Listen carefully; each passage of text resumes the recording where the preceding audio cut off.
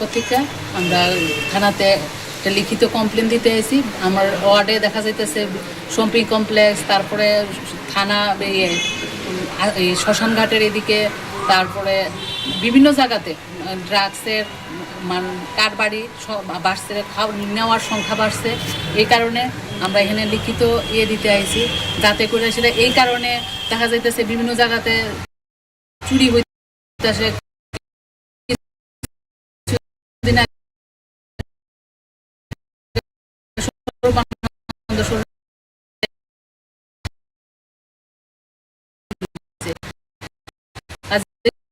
Cinema hall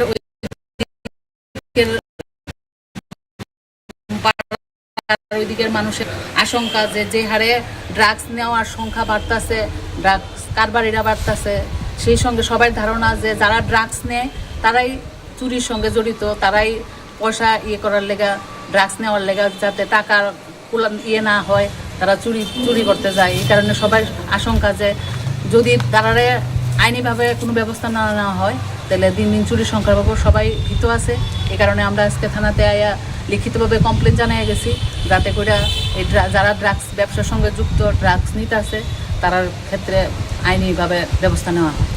আমরা আজকে 9 নম্বর ওয়ার্ডের পক্ষ থেকে আমরা থানাতে একটা লিখিত কমপ্লেন দিতে এসেছি। আমার ওয়ার্ডে দেখা যাইতেছে শপিং কমপ্লেক্স, তারপরে থানা এই শ্মশানঘাটের এদিকে, তারপরে বিভিন্ন জায়গাতে ড্রাগসের কারবারি বাড়ছে, নেওয়ার সংখ্যা বাড়ছে। এই কারণে আমরা এখানে লিখিত দিতে আইছি, যাতে করে সেটা এই কারণে দেখা যাইতেছে বিভিন্ন জায়গাতে চুরি হইতেছে। কিছুদিন আগে স্বরূপানন্দ সরণিতে দিনের বেলায় চুরি হয়েছে।